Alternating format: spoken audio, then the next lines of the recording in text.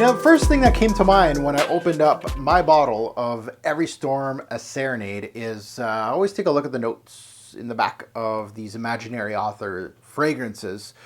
The note breakdown list is this: Danish spruce, eucalyptus, and vetiver. All good. I'm happy. We're looking at some greenness here. However, we got cologne, ambre gris, and Baltic sea mist. Ooh.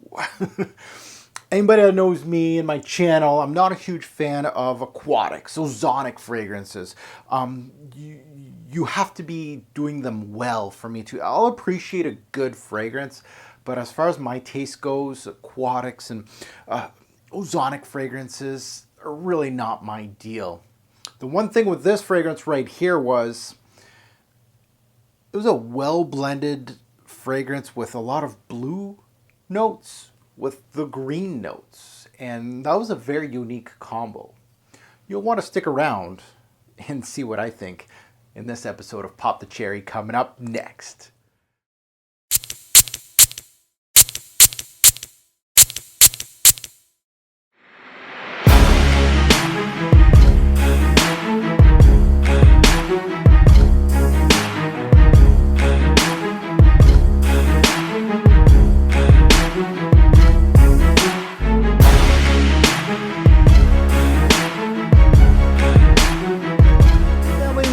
Welcome to another episode of Pop the Cherry. This is where I pop the cork on a fragrance and give you my first test on skin on camera. I've worn this fragrance right here as my scent of the day today. I'm going to inform you how it went. Good, bad, ugly. I'll give it all to you with my first couple wearings of it. Now, today, as the title suggests, you already know, it's not a secret. I am trying out a fragrance from the House of Imaginary Authors, and this one called Every Storm a Serenade. Now, let's take a look under the hood with this fragrance. Let's take a look at some stats on this one. Release date: this was released in 2015. The nose behind this is Josh Meyer. How did I get my hands on this fragrance? With all transparency coming through, this fragrance right here, this bottle right here, was gifted to me. The major notes to my nose on this particular fragrance was the spruce. You're gonna get a lot of greens and you can get a lot of blues too, and the aquatic tones do come through in this fragrance too. So it's a blue and green type of fragrance. So let's remind me of this opening. I am actually wearing, I can still smell some of the greens here, but let's remind me of the introduction. Obviously a couple sprays for you guys as always. So up top, Every Storm a Serenade comes out green. It's very green. That spruce pops in this fragrance.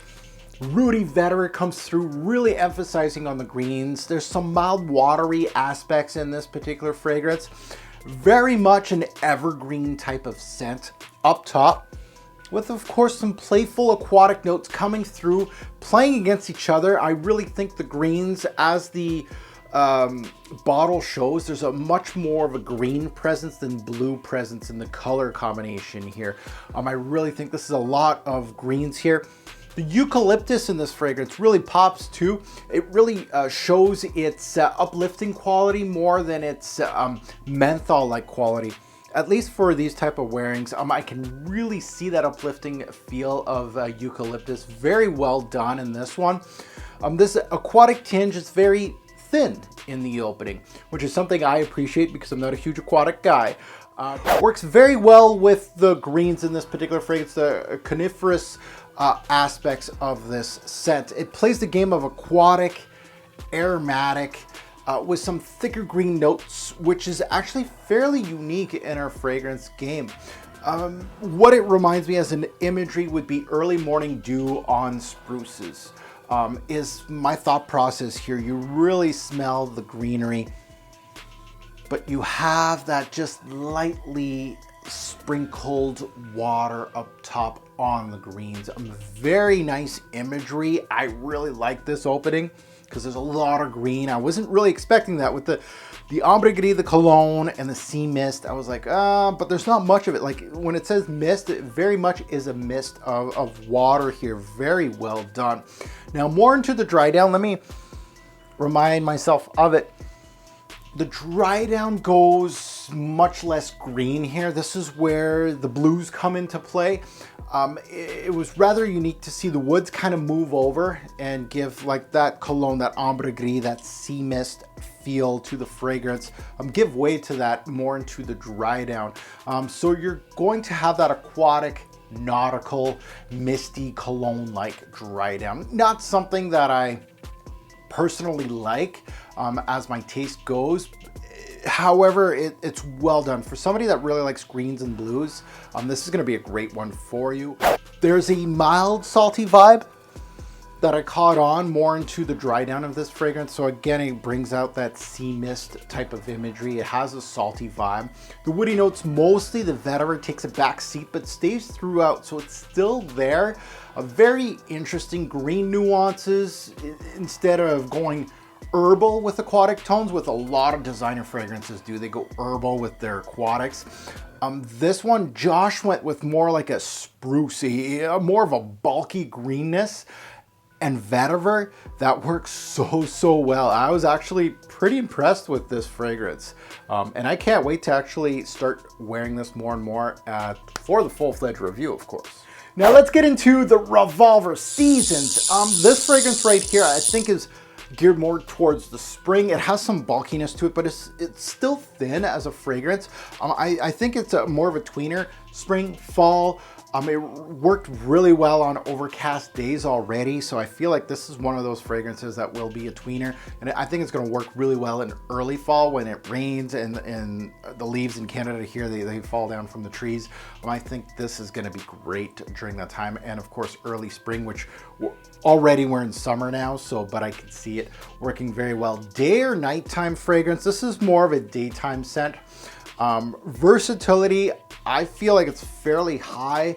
This is the type of fragrance that doesn't have too much of a, I would say, a weirdness or a uniqueness to the fragrance. It's very unique in composition, but it's not very much out there as a scent. So I really feel like this could be like a daily wear scent, wearing it to work or casual use too during the day. That goes to projection and longevity. The performance with this fragrance was okay.